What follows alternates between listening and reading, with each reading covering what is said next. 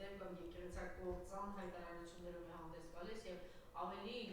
իր վրա այսպես իրավունք է վերապահում, ասեմ, որ հիմա կանոնակարգ է փոխելու, ռեֆորմեր է անելու հայրենական եկեղեցի հետ կապված, իհարկե դա նաեւ ցույց տալով իր գիտությունը ինչպես մի շարք գործիչներ նշեցին, գիտեմ, որ դուք առանձնացել եք, պիտի խնդրեմ հերթով դետալային անդրադառնաք իր հայտարարություններին։ Ես ուզում եմ ճիշտ է հաճախ պետք է հոգեկան հիվանդ, անգրագետ, սրբապիղծ, դավաճան, ազգուրացների ասածների մեջ բերեք, որպեսզի բացահայտվի նրանց ամբողջ անգրագիտությունը, ոչ պրոֆեսիոնալիզմը եւ կառավարման ու ազգային խնդիրների հետ ընդհանրապես առնչություն չունենալու ողբերգականությունը բացահայտվի։ Տեսեք, ասում եմ, Տրդատ մեծը արթնացավ ու որոշեց քրիստոնեություն ընդունել եւ պետականորեն մենք ընդունեցինք քրիստոնեություն։ Այսինքն հայ ժողովուրդը Տրդատ մեծից է սկսել քրիստոնեություն ընդունել։ Սակայն անգրագետ թուրքահապատակ Նիկոլ Նզովյալը չի հասկանում, որ հայոց եկեղեցին կրոնական համաշխարհային պատմության մեջ կոչվում է առաքելական, որովհետև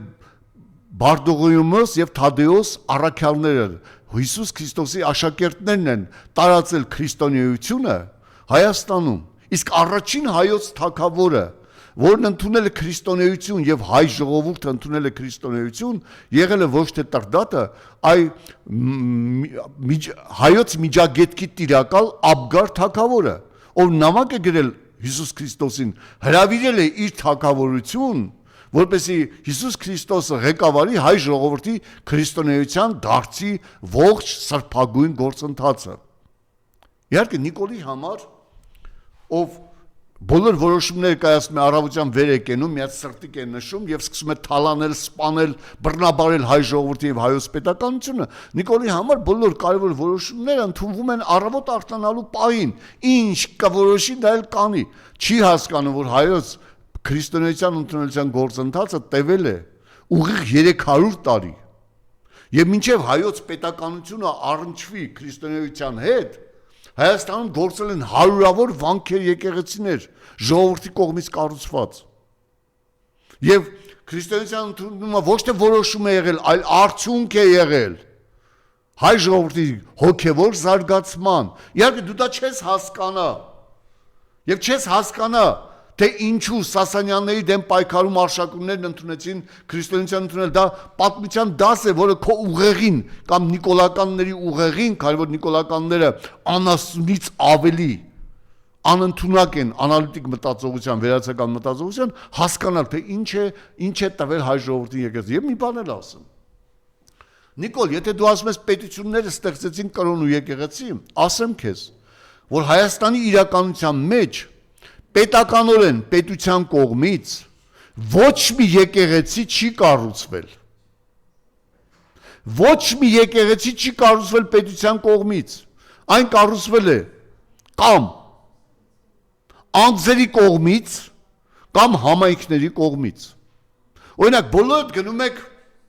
Սևանա լճի եկեղեցի, ճիշտ է։ Ձեզ թվում է թե Սևանա լճի եկեղեցին պետությունն է կառուցել, ոչ, Սևանա լճի եկեղեցին կառուցել է Մարիամ Սյունյաց իշխանուհին։ Սյունի վանքը Սիսյանի կառուցել է Կադրամիդե Սյունյաց իշխանուհին։ Որոտավանքը կառուցել է Շուշանիկ եւ Սևադա Սյունյաց թագուհին եւ սպարապետը, Սևադա սպարապետը։ Եվ այսպես շարունակ, թվեք որևէ մի եկեղեցի, որը կառուցվել է պետության կողմից, ոչ։ Սուրբ Էրմիշմեացինը կառուցվել է Գրիգոր Լուսավորչի կողմից, որը այն ժամանակ եղել է ընդամենը եպիսկոպոսապետ։ Հասկանում եք, պետությունը ոչ մի բան չի կառուցել։ Պետությունը պարզապես իշխանների հետ միասին գնացվել է Արացանիում, օծվել է քրիստոնյա հավատքով։ Արդյունքում, այն դեպքում, երբ արդեն կեսիայից վեր էր դառնում եպիսկոպոս օծված Գրիգոր Լուսավորիչը, ոչ կաթողիկոս, եպիսկոպոս օծված Գրիգոր Լուսավորիչը, եւ գնացել են մասնավորապես շատ իշխաններ չեն ընդունել քրիստոնեությունը։ Շատ իշխաններ իրականում չեն ընդունել քրիստոնեությունը։ Այսինքն պետությունը չի ընդունել։ Դա եղել է մարդկանց խումբ, որոնք Հասկացել են քրիստոնեության հավատի սրբությունը եւ ազգային կարևորությունը։ Հիմա այս տականքը, այս նզովյալ Նիկոլը փորձում է ոչնչացնել եկեղեցին։ Ինչու՞։ Ինչու է փորձում ոչնչացնել։ Որովհետև նա ոչնչացրել է ամեն ինչ։ Ոչնչացրել է բանակը, ոչնչացրել է անվտանգությունը, ոչնչացրել է ազգային բոլոր ինստիտուտները, ազգային բոլոր ինստիտուտները, արդյունաբերություն, գյուղատնտեսություն, ամեն ինչ, միայն ժողովրդին թալանելու, սլանկացնելու համար հարկեր տուրքերը բարձրացնում, ցույց տալ ու այդ հարկեր տուրքերը կորում են։ Պետական պարտքը կորում է, ամեն ինչ կորում է։ Եվ հիմա ինչ է անդրադարձել։ Մոմ գողացողի նման հարձակվել է եւ իբր թե բանը ճանապարհային քարտեզ եկեղեցու դեմ պայքարի ընդունում է, առաջինը մոմավաճառությունից ստացված եկամուտների հաշվառումն է։ Հասկանում եք։ Պետությունը եկեղեցուն ոչինչ չի տալիս։ Եկեղեցին ինքնաֆինանսավորվող կառույց է, որի եկամուտներից մեկը մոմավաճառությունն է։ Եվ ուզում է մոմավաճառության վրա, այսինքն մարդը առաստված մոմ է վառում, լույս է ուղում Աստծուն, այդ լույսն էլ է ուզում կտրել։ Արցախցիներին օջախից զրկեց, մեր սուրբ վանքերը տվեց թուրքերին, հիմա մոմի լույսից է զրկում հայ ազգին։ Դա առավել քան նզովյալ լինես Նիկոլ։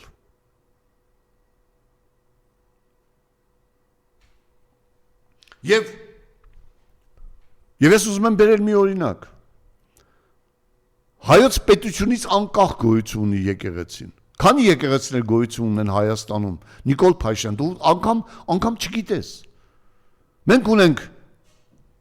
Էջմիածնի ամենայն հայոց կաթողիկոսարանը, Կիլիկիո կաթողիկոսարանը, Կոստանդնուպոլսի պատրիարքարանը եւ Մխիթարյան կաթոլիկ միաբանությունը։ Այսինքն մենք 4 եկեղեցի ունենք, հայ ժողովուրդ ունի 4 քրիստոնեական եկեղեցի։ Որն է պետության հետ կապված։ Կամ որ երկրում են, օրինակ Իտալիայում Մխիթարյան միաբանության հետ առնչվող իտալական կառավարությունը ինչ բռնաճնշումներ է գործադրում, ոչ մի բռնաճնշում։ Անգամ Պոլսով պատրիարքարանում թուրքերը բռնաճնշումներ չեն ենթարկում պատրիարքարին եւ հայոց եկեղեցիները։ Կիլիկիո հայոց թեմը գործում է անկախ, ինքնուրույն։ Անգամ թուրքերը, մոնղոլները, պարսիկները հայոց եկեղեցին հարկատու չեն դարձրել, գտնելով, որ եկեղեցին է հայոց գոյության հիմքը։ Երբ 1045 թվականին հայոց պետականությունը կործանվել է, երբ 428 թվականին պետականություն կործանվել է, եկեղեցի միակ մարմինն է եղել, ով ղեկավարել է, առաջնորդել է հայ ժողովրդին, չունենալով պետականություն։ Բա ինչպես է եղել, որ այդ եկեղեցին հազարավոր տարիներ ուղղորդել ղեկավարել է հայ ժողովրդին։ Գիտես, հայ ժողովրդի մեծ հոծ էթնիկական զանգացումներ քրդացվել, թրքացվել են կամ լեհացվել են։ Ինչու, կամ ռուսացվել են։ Ինչու, որովհետև նրանք զրկվել են իրենց կրոնական հենարանից։ Երբ Նիկոլ Թորոսիչ Դավաճանը, հետաքրքիր է, չէ, 1600 թվականների սկզբին, 1630 թվականին, հայոց եկեղեցին այդ Նիկոլի նման բարեփոխումների անվան տակ 100 ոսկի ստացավ կաթոլիկ առաջնորդից, Հռոմի պապից եւ եզվիտների բանակով մտավ հայոց եկեղեցիները, հաշվառեց մեկ սերունդ հետո 1 միլիոնանոց Ռեջ Պեսպոլիտայի հայ համայնքից ոչ ոք չմնաց։ Երբ Համշենահայերը, ովքեր աշտարակից Հայաստանի Հանրապետություն Համամ Ամատունու իշխանի հազարապետների այդ Ամատունի իշխանական տան ամբողջ այդ 2 միլիոնանոց հայերը 16-րդ դարում ընդունեցին մահմեդականություն, կտրվեցին հայոց եկեղեցուց, նրանք այսօր թրքախոս են եւ կորցրել են իրենց էթնիկական գոյությունը։ Համշենահայերից, ովքեր տեղափոխվեցին Ռուսաստան, վերադարձան հայոց առաքելական եկեղեցու, պահպանեցին իրենց ազգային ոգին եւ ազգային դեմքը։ Իսկ ովքեր ոչ։ Նիկոլ Փաշինյան, քո նպատակն է, որպեսզի դու կատարես թուրքերի հրամանները, որպեսզի Էջմիածնի Ղազավատը, ինչպես Փաշազադեն է քեզ հրահանգել, իրականություն դառնա։ Երեք ես ուսումնասիրեցի արևմտյան Ադրբեջան այսպես կոչված պետության նիստը, որտեղ ընդգրկված են շատ երիտասարդներ, որտեղ կոչ են անում արդեն 26 թվականին Նիկոլի ընտրություններից հետո պետք է 300,000 ադրբեջանցի գա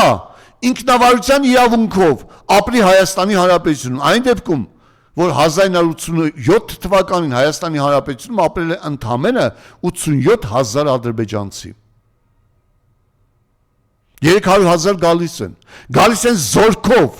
սեփական ոստիկանությամբ, սեփական ինքնավար իշխանությամբ։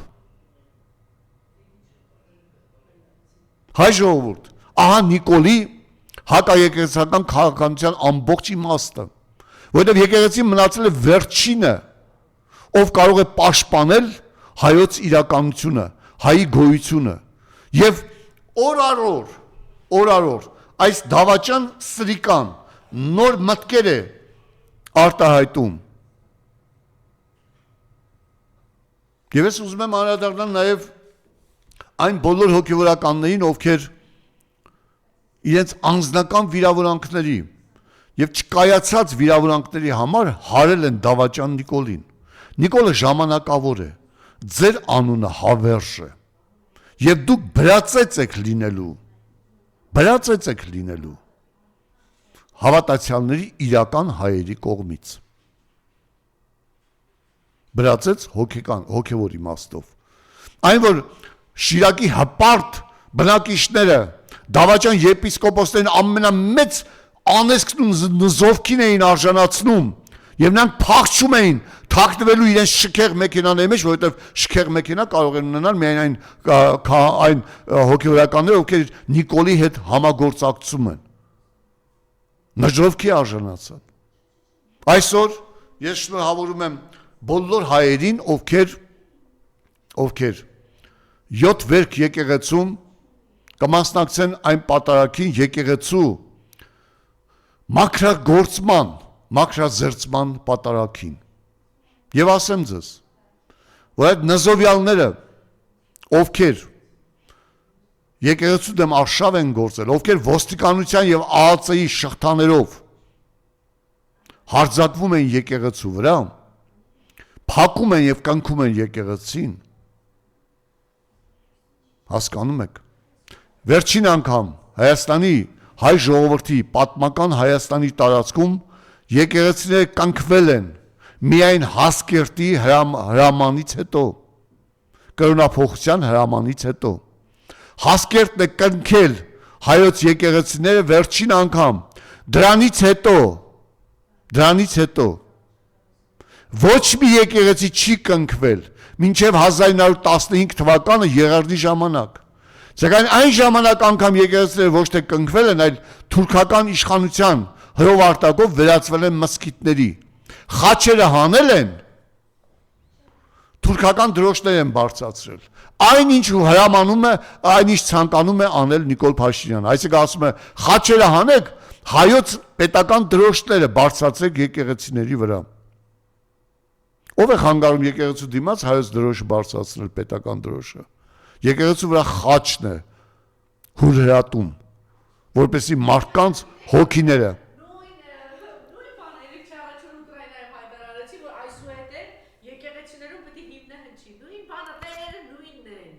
ոչ թե տերերն են նույն, այլ եթե Ուկրաինայի դեպքում այն չունի վտանգ էթնիկական գոյության, Հայաստանի Հանրապետության նկատմամբ ես բերեցի օրինակ,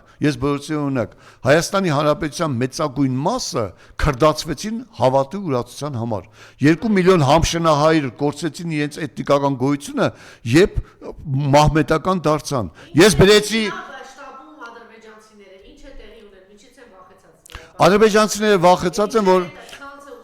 ադրբեջանցիները վախեցած են, որ հայ ժողովրդի անկումները անկումները, կարող է արդեն ազգը հասնել այնպիսի մի վիճակի, երբ կորցնելու ոչինչ չունի, բացի ինքն իրենից, եւ ազգը կարող է արթնանալ եւ գոյատևել։ Հիշում եք 2020 թվականի դեկտեմբերին այս ամբիոնից հայլի ակումբից ես ասեցի Օքսֆորդի համալսարանի վերլուծությունը հայ ժողովրդի համար պետք է ապահովեն անդադ անկումների եւ ցնցումների շղթա, անդադ անկումների այ ուշքի չգա, անդադ անկումների շղթան հասել է եկեղեցուն ամենամեծ սրբագույն երևույթին եւ այստեղ հարցը հասկանում ես ամենայն հայոց կաթողիկոսը չէ,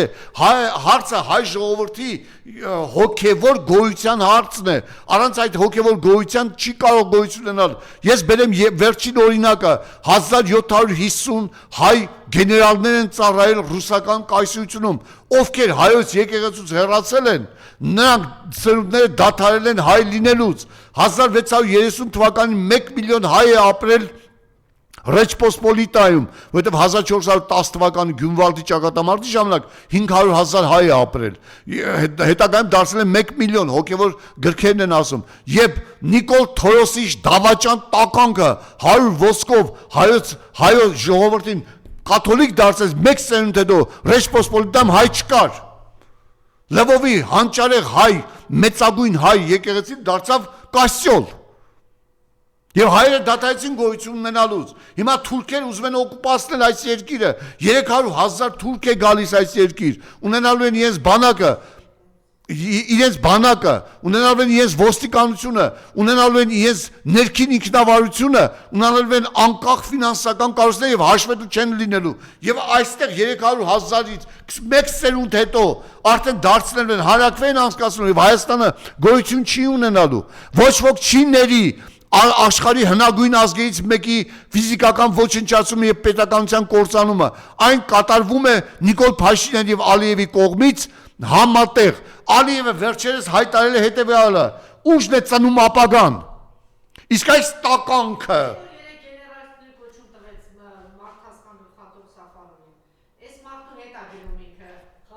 խաղաղություն, այո, գեներալի կոչում է տվել, որովհետև նա չգիտեմ ինչ ասեմ, բայց մեր բանակ այլևս գոյություն չունի։ Դուք գիտեք, որ 26 տարեկան սպա են մահացած գտել Վարդենիսում։ Ինչ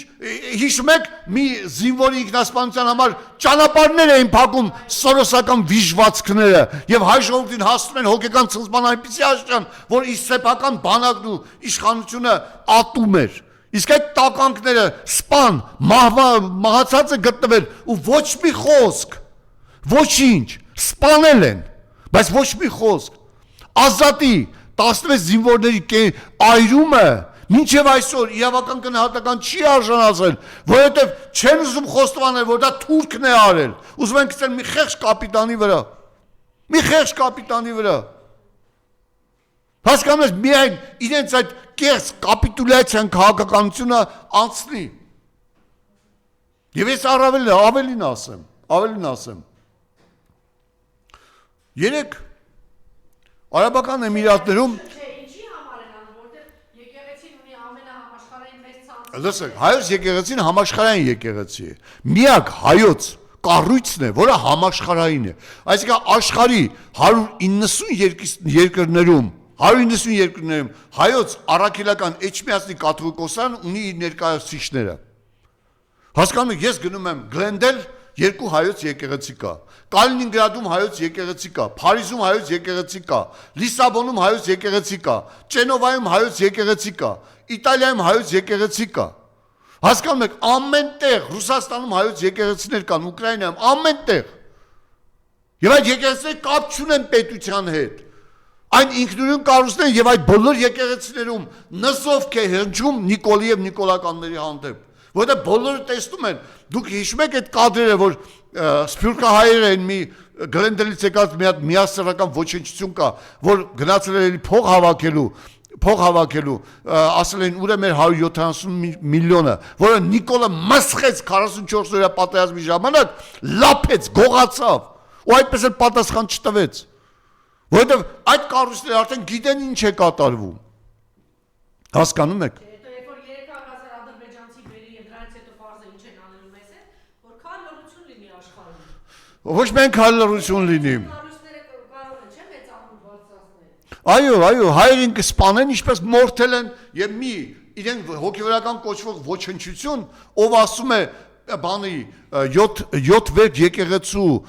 որ նստարաններ բաներ չէին թողել, դա պետականության դեմ քայլ էր։ Պետականության դեմ քայլ էր։ Ես ուզում եմ բացատրել հետեւյալը։ Հայոց եկեղեցին սահմանադրությամբ հայոց պետականության անբաժանելի եւ անխախտելի մասն է կազմում, կարևորագույն մասն է կազմում։ Ախր այդ նման վիժվածքի ասած անգամ լսելը թեմի հոգևորականների այդ քայլը, որ կատարել էին եկեղեցին ամբողջությամբ մաքրել էին եւ նույնիսկ մի նստարան ճիշտ է, ես կբացատրեմ, հա։ Լսեք, սա լսեք, ես այս ոչնչությանը գիտեմ Թիֆլիսից։ Թիֆլիսում 12 բիզնեսներ ուներ եւ երբ Թիֆլիսում իր անբարոյականությունը հասել էր պետական մակարդակի եւ Վրաստանի իշխանությունները սկսել էին հարկային ստուգումներ եւ հարկային ստուգումների ժամանակ խայտարակ էր լինում հայոց եկեղեցին, սրան հեռացրեցին այնտեղից։ Բայց ես չեմ ներում կաթողիկոսին, որ այս ժամանակ կարգալույս չարեց այս սրբապիղծ ոչնչությանը։ Եվ հիմա դա ասում է, հիմա նայեցեք։ Կնքել է եկեղեցու պետականության դեմ քայլը, թե չէ։ Պետականության դեմ քայլը։ Քահանաներին հանելը եւ ձեռնասուն քահանա դնելը պետականությանը դեմ է, թե դեմ չէ, դեմ է։ Հասկանում ես, կաթողիկոսի կանոնակարգային խախտումով պատարակ մատուցելը պետականության դեմ է, թե դեմ չէ, դեմ է, որովհետև պետականությունը մեր ընդունում է եկեղեցու ինքնուրույն գոյությունը, ինքնուրույն գործունեությունը, ազատությունը, անկախությունը եւ վեր լինելը իր իսկ կանոնագրքերով։ Հիմա պետականությունը ով է դեմ գնացել, այ անգրագետ ոչնչություն։ Իհարկե Նիկոլ Փաշինյանը։ Պետականություն դեմ չէ, հայոց ընտրյալ, օծյալ կաթողիկոսին վիրավորելը պետականության դեմն է։ Իսկ ինչու այդ մասին չես խոսում։ Դու դուրս ես եկել Միքայել Սրբազանի դեմ, որի եղունգը չարժես, որի խոսքի հնչյունը չարժես, որի հոգու մասունքը չարժես։ Դու պարզապես նիկոլական ոչնչություն ես, թուրքական ապրանք։ Եվ այս վիժվածքը, եպիսկոպոս կոչվող այս ոչնչությունը, ասում եմ մենք, ես տարբեր տեղեր տեսել եմ, թե ինչպես են հայերը այս եզդիների, հրեաների, այսի դեմ, հետ, խաղաղ գոյատևում, թուրքերի հետ խաղաղ գոյատևում։ Ես բերում եմ Ավետիք Իսահակյանի խոսքերը։ Ով կասի թուրք ժողովուրդը մեղավոր չէ, բերեմ օրինակ։ 1500 հայ որբերի կենթանի թաղում են թուրք ասկյարները, թուրք մայրերը իրենց երեխաներին գրկին առած, հրճվալից նայում են և լսում են հայ որբերի տնքոցները խեղդվող ճիչերը հողի տակ։ Սա հետ ես ուզում հաշտ ու խաղ ապրես։ Թե այն ծերունուն, ով թուրք ասկերը մորթես Մարտակերտի անտառում, ով խնդրում էր, աֆերի մեր անում, ծունկը դրեց դոշին ու մորթեց։ Դրա հետ ես ուզում։ Թե հայ զինվորների կտրած գլուխներով ֆուտբոլ խաղացող ասկերների հետ ես ուզում խաղ ապրես։ Դրանց հետ ես ուզում դու խաղ ապրես։ Դետող մի հույն, թուրք կամ հրեա կրոնավոր, թող մի հրեա կրոնավոր Հիտլերի հետ խաղաղության և բարեկամության կոչ աներ։ Ինչ կանեին նրա հետ։ Անգամ Պետրոսը այդ հաղորդման ժամանակ նայում էր քեզ որպես մեծագույն ոչնչության։ Պետրոսի հայացքը ամեն ինչ ասում էր։ Հասկանում եք ինչ եմ ասում, նայր Պետրոսի հայացքին զարմացած, ատելությամբ էր նայում քեզ, այ ոչնչություն, ծախուշուն, քեզ թվում է ամեն ինչ կարելի է տանել, բայց սեփական հոգու վաճառքը հանուն շահի, դա ամենասարսափելին է, դու դա արել ես։ Ես ուրիշ բան եմ ուզում ասել։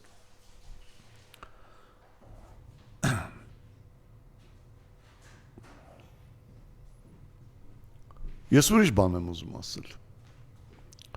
Խաղաղության կոչ անողներ։ Ես ուզում եմ բերել Ալիևի օգնականի հայտարարությունը Արաբական Էմիրություններում, եթե չեմ սխալվում, համատեղ ինչ-որ նիստի ժամանակ։ Խաղաղության բոլոր կետերը Ադրբեջանի պահանջն են։ Եվ Հայաստանը պարտավորվել է կատարել բոլոր կետերը։ Այսինքն դա ոչ թե խաղաղություն է, այլ կապիտուլյացիա է։ Բոլոր 9 կետերը հակահայ են, հայակործան են։ Վերջում ավելացել նաև եկեղեցուն կործանելը, որովհետև դա այդպես էլ պետք է լինի։ Եկեղեցուն կործանելուց հետո հայ ազգը այլևս գոյություն չի ունենալու։ Իսկ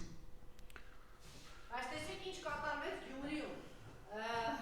այսպես հրոսակախմբով գնացին, գրավեցին, շրջիկ կամ ինչ էր վարձակ, ինչ էր ասում նավա,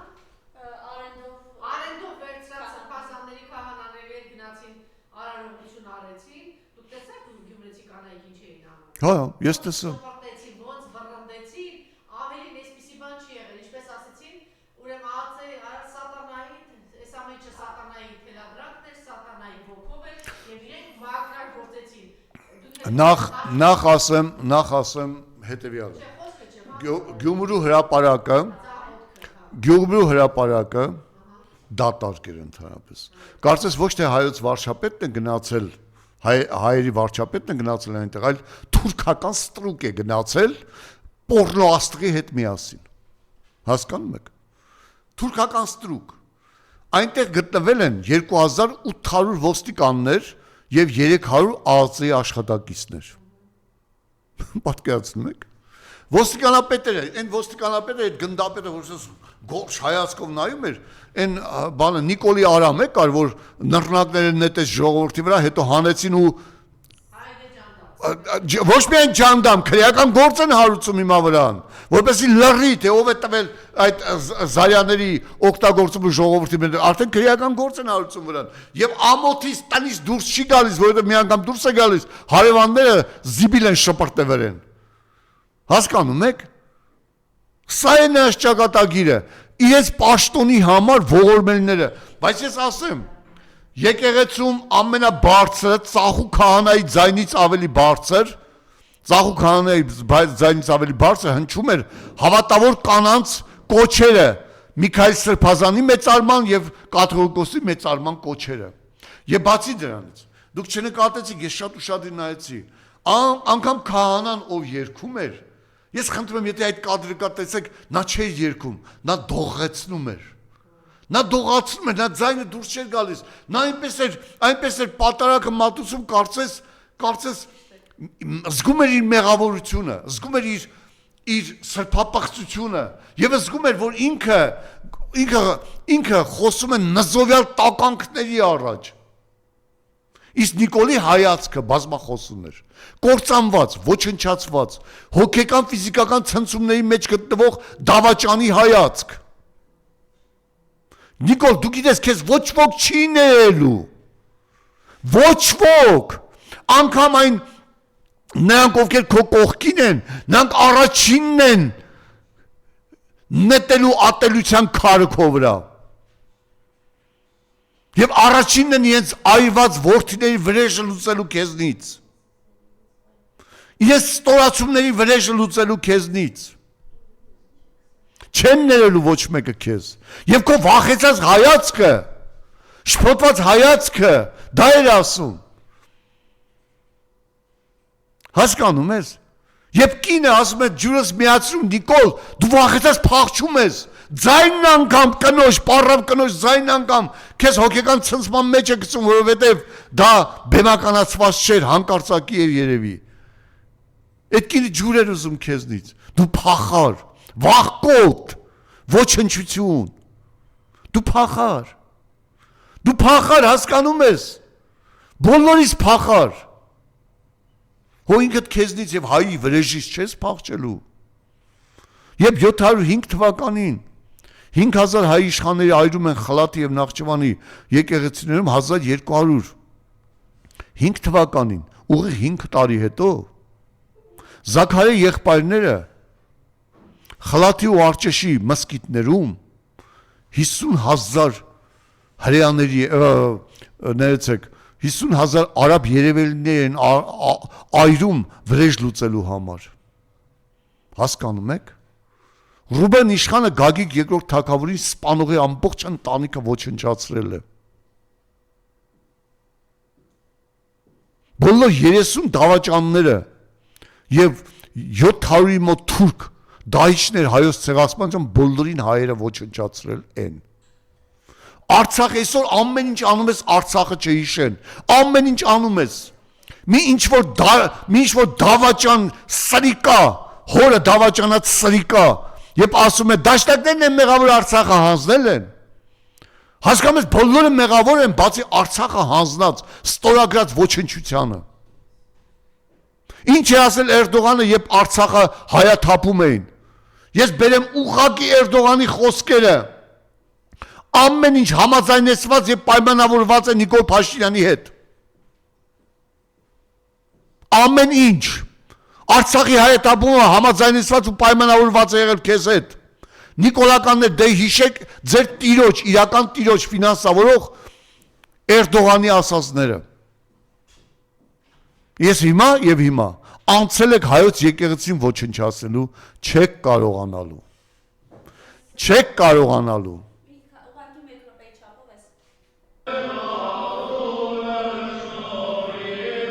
7 վերքն է։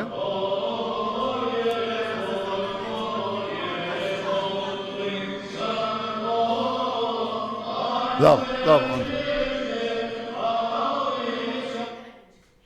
Տեսնում եք, 7 վերք ինչքան մարդաշատ է։ Ոստիկաններ չեն, կյանքի խոսք աղանդի Եհովայի վկանների հավաքագրված չեն, այո, դրանք չեն։ Կյանքի խոսքի աղանդի ղեկավար ամենտեղ Նիկոլի հետ է, որտեղ հայոց եկեղեցին կործանվում է, որովհետև եվրոպական փողերով, գլոբալիստների փողերով ինքը կարողանում է հոգևորսություն անել Հայաստանում։ Փող է տալիս, որպեսզի մարդիկ իրենց եկեղեցու անդամ դառնան։ Բայց այդ 7 վերքում պատարագին իրական հայերն են։ Իրական հայերը, հավատացյալ հայերը։ Ովքեր ինչ ասեցին, մաքրել ոնց էր վարը։ Սատանայից։ Այո, ասացին այն ինչ տեղի ունեցավ Կիրակի օրը Նիկոլ Փաշինյանի կողմից, այո, Նիկոլի եւ Աղացի արածն է սատանայի թելադրանքով։ Սատանայի թելադրանքով։ Դա ասել է։ Ես ասեմ, վերջին անգամ հայոց եկեղեցիները 450 թվականին են կնքվել Հասկերտի հավատափոխության հրովարտակի ժամանակ։ Դրանից հետո հայոց եկեղեցիները ոչ մի պետության, ոչ մի իշխանության, ոչ մի ասպատակողի կողմից չեն կնքվել։ Կնքվել է մեկ էլ Նիկոլ Փաշինյանի օրոք Գյումրիում։ Ածայի պետ, ածականներ, դուք ո՞նց եք մարսելու։ Ձեզ թվում է ձեզ ներելու է։ Թուրքը չի ներելու ձեզ։ Եվ այն մորթված, գողացված աղջիկների նման ձեր երեխաների հետ է վարվելու։ Դուք գիտեք, որ Արցախի հայաթափումից հետո մինչև այսօր 150 անհայտ կորած կա։ Դուք գիտեք, որ Արցախի հայաթափումից հետո ադրբեջանական կայքերում վաճառում էին հայ օրիորդների։ Չգիտեք։ Դուք տեսել եք այդ կադրերը ոնց են ֆուտբոլ խաղում հայ զինվորների կտրած գլուխներով։ Եվ դուք խաղաղություն եք ասում։ Այո։ Հիմա ինչ են անում հայերենին։ Հիմա ինչ են անում հայ գերիներին։ Նիկոլ Փաշինյան, եթե ինչ որ մեկը, այն մեկը կար, որ ասում է բարձրագույն կրթությունը պարտադիր չէ, մեկը կար նիկոլական, որ ինչ որ պաշտոն տվեցին, ասում է Նիկոլը ուղղաթիռը ուղարկե թող գայի։ Դուք հասկանում եք, փորձում են եւ ժողովուրդ ասեմ Ալիևին եւ Նիկոլը պայմանավորված հայ գերիներին տարել են, որպեսզի այդ քաղաքական դատական շոուն իրականացնեն հայրին ավելի ստորացնելու եւ Ադրբեջանի ավելի գերակա քաղաքական դիրքում պահելու համար։ Գերիները քպական պատգամավորը առողջապահության հանձնաժողովի նախագահն է, որը բացական կրթությունը այո կարող եք տեսնել։ Տեսել եմ, հետ եմ ասում։ Ասում է, որ մեր գերիները իրենք են գնացել, ով էր իրենց ասում գնային ու հանձնային։ Իհարկե։ Դա անասնություն է, էլի, ասեմ քեզ, անգրագիտության ջատագով հայրլու առաջ ամոթանքով սեփական դեմքիդ նայող ասեմ քեզ այդ գերիները Ալիևի Նիկոլի պայմանավորվածությունն է եղել որպեսզի իրենց հանձնեն որպեսզի Ադրբեջանը կարողանա մինչև վերջ ստորացնել ոչ միայն հայ ժողովրդին այլ ազատագրական պայքարը հանուն հայրենիքի պայքարը եւ հանուն հայրենիքի համար մարտնչողներին ցույց տա որ բոլորիդ այսա է սպասում Թուրքի կողմից քանի Նիկոլը կա, այո, լեգենդար Աշոտ երկաթը բլատվում է։ Գեներալ Մակարյանը դատվում է։ Քանի Նիկոլը կա։ Մանվել Գրիգորյանը սպանվեց Նիկոլի կողմից։ Քանի Նիկոլը կա, մեր անկումները, կորուստները, մեր դատավարությունները, ստորացումները շարունակվելու են։ Ամուր կարճեք հայոց եկեղեցուց, հայոց հավատից։ Սուրբ է, օծյալ է հայոց կաթողիկոսը եւ ոչ մի տականք, վիժվածք, թուրքից ծախված թուրքական ապրանք չի կարող հայոց եկեղեցին կործանել։ Քարտեզը, ճանապարհային քարտեզը մշակի ինչպես վերադարձնել Շուշին, ինչպես վերադարձնել Դադիվանքը, ինչպես վերադարձնել Ամարասը, ինչպես 150,000 տնավեր Արցախահայերի վերադարձնել իրենց պատմական հայրենիք, ինչպես վերադարձնել հայոց բարձունքները, որ տվել ես Թուրքին, ճանապարհային քարտեզ մտածիր, ինչպես հազորացնել բանակը, ինչպես հայոց բանակը դարձնել նույնիսկ 75,000 մարտունակ բանակ, ինչպես հայ դեսպաններին ընդունել ոչ թե թեարաններում ու կաֆեներում, այլ արտաքին գործերի նախարարություններում։ Հասկանում եք։ Հայոց դեսպաններին ընդունեն գոնե։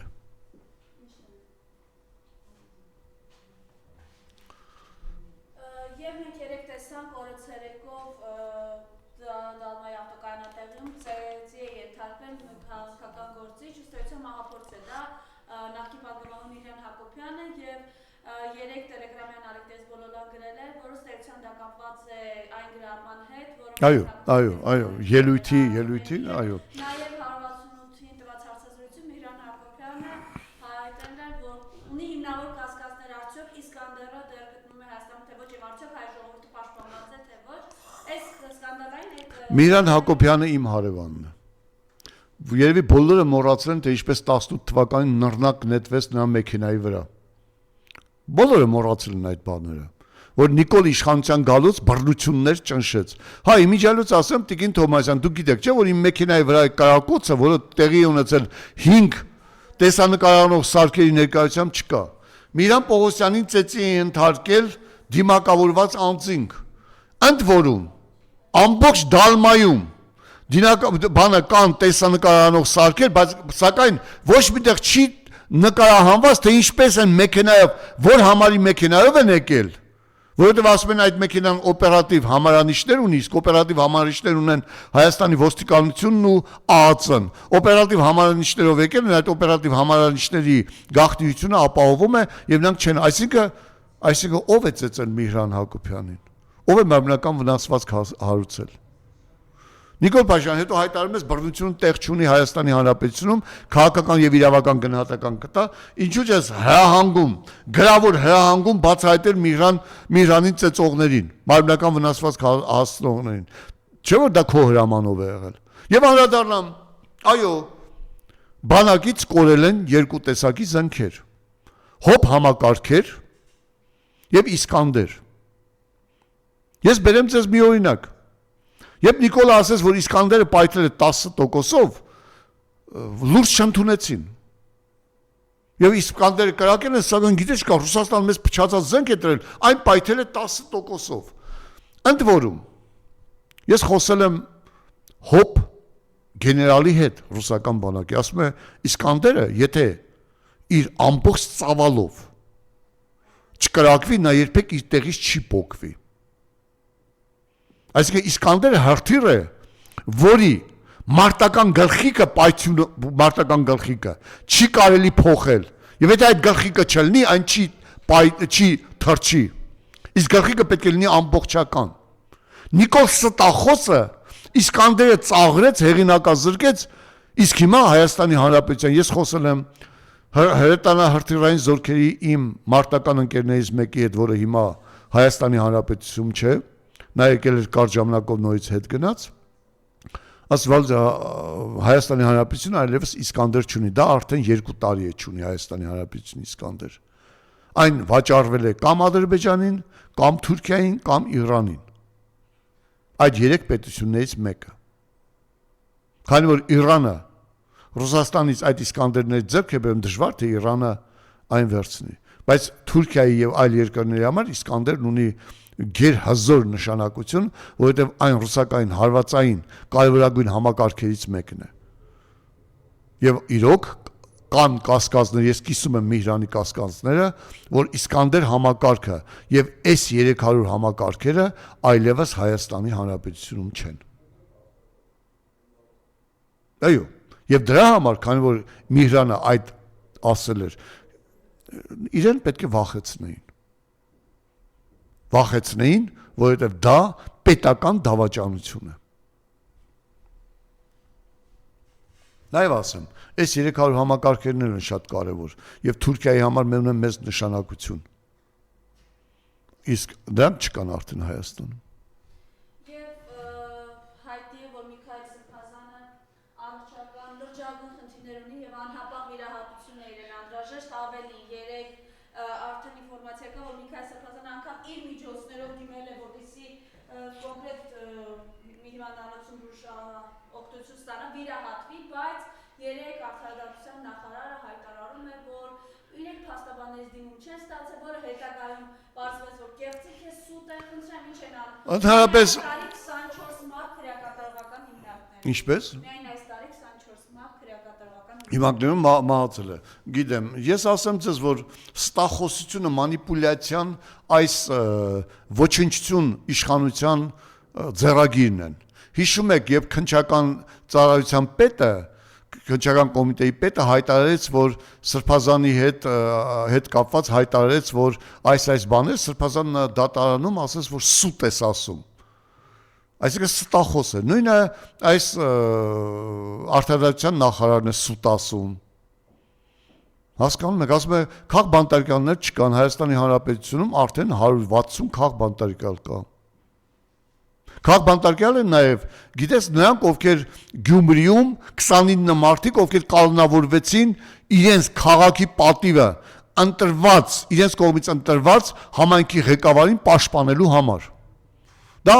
անկարգությունն է եւ ոստիկանության դիմադրության քրեական գործեր սարքեցին այդ մարդկանց հետ։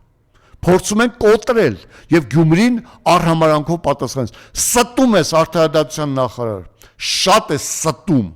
ստորաբար է ստում։ Նիկոլը քեզ օգտագործել է ինչպես նախկիններին ու դեն են հետելու։ Եվ եթե քեզ թվում է, որ այս գողացած թալանածը, ինչպես նիկոլական բոլորը, դու կարողանալու ես վայելես, չես կարողանալու։ Ուր էլ գնաս, որ հայն իմացավ, ով ես դու, լավագույն դեպքում թքելու է երեսիդ, վատագույն դեպքում անելու է այն, ինչ անում են վրիժառուները։ Ես ուզում եմ նաև մի բան Ես ուզում եմ նաև մի բան լսեք դուք։